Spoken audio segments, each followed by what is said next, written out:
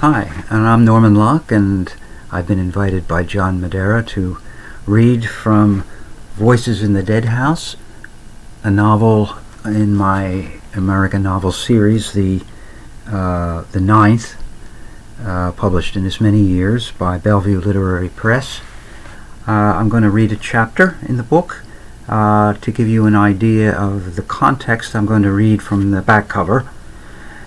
After the Union armies defeated Fredericksburg in 1862, Walt Whitman and Louisa May Alcott converge on Washington to nurse the sick, wounded, and dying.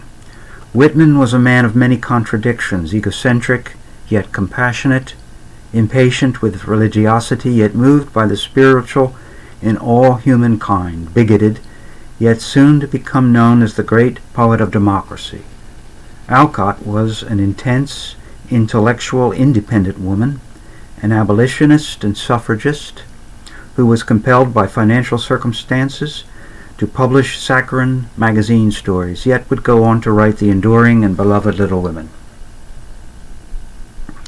As Locke captures the musicality of their unique voices and their encounters with luminaries ranging from Lincoln to battlefield photographer Matthew Brady to reformer Dorothea Dix, he deftly renders the war's impact on their personal and artistic development. I'm going to read from part one, which is narrated by Whitman. Part two is in the voice of Louisa May Alcott. Now, there's no record that they ever met while they were in Washington, but they were both there in February, at the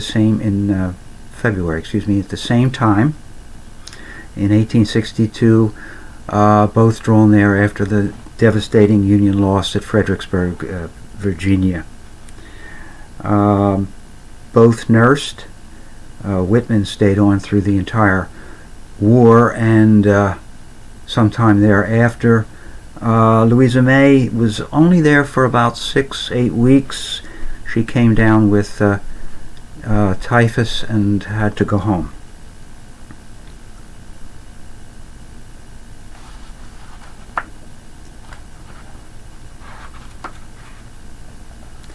I lie in bed, enjoying the tears I have coaxed from my eyes.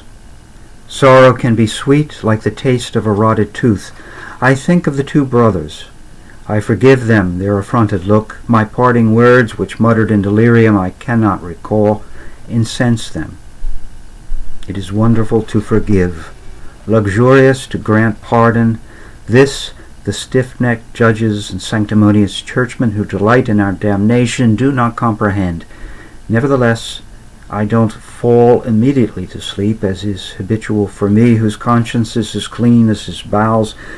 Perhaps you need a purge, Walt, a dose of salt to ease your mind of the hard stool of thought. Gloom invades the small bedroom. It puts its hand on my arm like a drunkard who wants me to join him in the remorse that follows dissipation. I get dressed and quietly leave the house. Once again I find myself at Armory Square Hospital. I seem drawn to the place as I used to be drawn to ride the Brooklyn Ferry. The gas lights are turned low. Most of the men are sleeping, except for those kept sleepless by pain.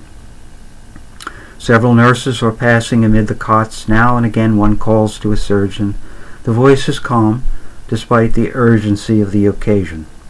Night comes in at the windows. It billows like black smoke underneath the ceiling. It lies thickly on the rafters like a black moss. It hides underneath the cots. It drapes the cots funereally. "Evening, Walt," says one of the attendants, who's not surprised by my visit, although the night is advanced. "Evening, Charles," I reply, much at ease. "All well?" "Except for the poor fella shot through the bladder. He died an hour ago."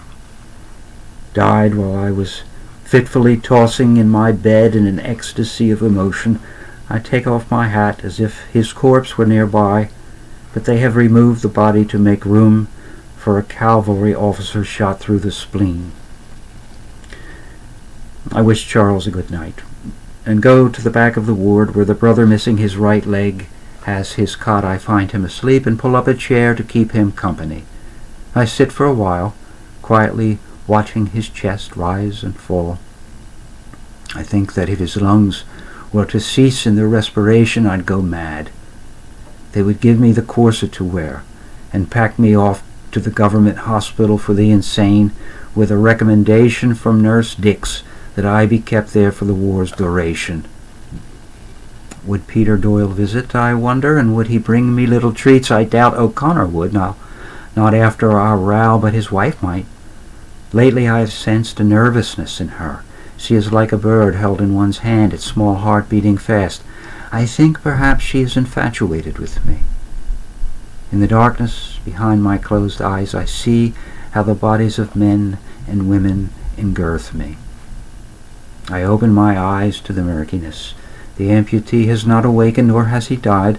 The world is balanced on a razor's edge. My gaze wanders over the slumbering bodies, supine or prostrate, and come to rest on the figure of a man standing in the middle of the ward. He leans over someone who has been softly groaning so as not to disturb his comrades. The visitor is a tall, thin man. His face, what I can see of it in the light of the lamp he holds, is creased and gaunt. His narrow shoulders are covered by a shawl. When he stands, his figure casts a lengthy shadow. Have you also come to keep watch, O my captain? I've heard that you sometimes walk the half-mile from the President's house to Armory Square to pass amid the casualties and clasp their hands firmly in yours, although tonight is the first time I have seen you here. I saw you last 2 years ago when you stood in front of the Astor House and gazed imperturbably on a sullen mob of 30,000. You had few admirers among them and fewer friends. I half expected the copperheads to leap at you en masse and tear you limb from limb. You looked at me, and I at you, and I knew that fate had shackled us. I remember Matthew Brady's likeness of presidential candidate Lincoln displayed at the Degorean Miniature Gallery on Broadway. He was clean-shaven, but even then the hollow cheeks and mournful eyes were conspicuous in the unprepossessing face. He had come to New York's Cooper Union to argue that nothing in the Constitution forbids the federal authority for prohibiting slavery in the territories. I was there and saw what Brady saw through his camera lens, the steel of the man, the look in his eyes, which might be sadness or an anger too large for so spare a frame. The face was lined, though not so deeply as the furrows I see there now, drawn by care and revealed by the stark shadows thrown by the lamp. At Brady's gallery I studied the younger facsimile of the face before me, but I never could understand the expression laid down by light on grains of silver in Abe Lincoln's eyes. I would go and shake his hand, but something forbids it, nothing in him, for he is the least forbidding of men, but in me. I doubt he is aware of me in this dark corner where I sit and watch him pass slowly from bed to bed, stopping a moment at each one to bow his head. I cannot tell whether it is in prayer or in pity that he does. I would go to him and put my arms around him. I would tell him that at the onset I misjudged his strength and goodness, but I remain where I am, acknowledging the gulf between us, which I will never cross except in death.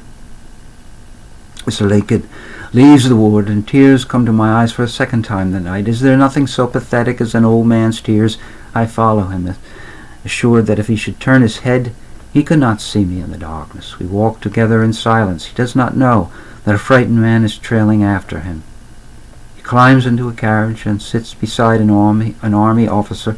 I see the pumpkin rinds on his shoulders, but I am not near enough to tell his rank. He fans the horses, and the carriage starts off.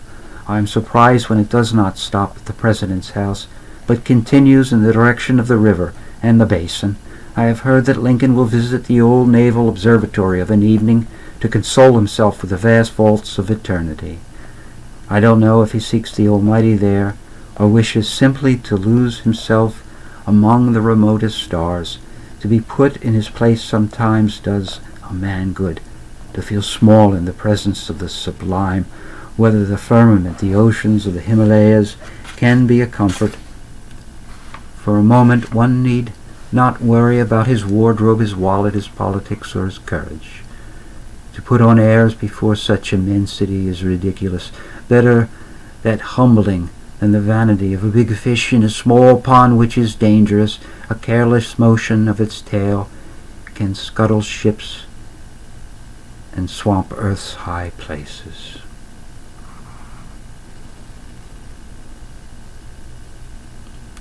Thank you.